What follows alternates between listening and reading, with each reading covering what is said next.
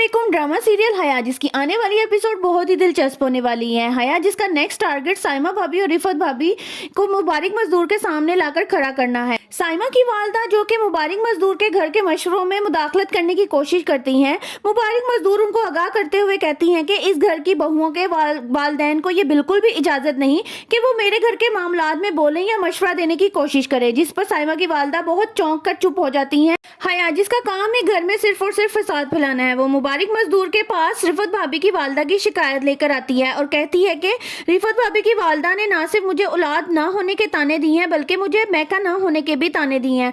ये बात सुनकर मुबारक मजदूर बहुत परेशान होती हैं और अफसुर्दा होते हुए कहती हैं कि मुझे तो इनको बुलाना ही नहीं चाहिए था। हया के मशवरे पर अमल करते हुए मजदूर बेगम जब इरम और उसकी वालदा को रहील की बर्थडे के लिए इनवाइट करती हैं तो बर्थडे वाले दिन सिर्फ और सिर्फ इरम की वालदा आती हैं, जिस पर मुबारक मजदूर इरम के ना आने की वजह पूछती हैं तो वो कहती हैं कि आपने कौन सा इरम को बेटी की तरह डील किया था, आपने उसको एक मुजरिम की तरह डील किया था, इसलिए वो इस बर्थडे पार्टी पर नहीं आई। इसमें ही साइमा भाभी और रिफत भाभी की वालदा खड़ी होती हैं। रिफत भाभी की वालदा आसिया बेगम को बातें सुनाती हैं, कहती हैं कि बच्चे की खुशी की खातिर कुछ दिन के लिए ये बात बुलाकर वो आ सकती थी, जिस पर इरम की वालदा बड़े एहतरामन उनसे कहती हैं कि आप हमारे घर के मामले में ना बोलें, आपका बोलना नहीं बनता। आसिया बेगम का ये कहना ही था कि रिफत उनकी ये बात सुन लेती है और उसको बहुत गुस्सा आता है और ये बात हया के कानों तक भी पहुंच जाती है और यूं इस पार्टी में अच्छा खासा फसाद हो जाता है। मुबारक मजदूर जो कि पहले ही अपनी बहुओं की वालदाओं को आगाह कर चुकी थी कि उनका कोई हक नहीं बनता हमारे घर के मामलात में बोलने का, उनको भी बहुत बुरा लगता है।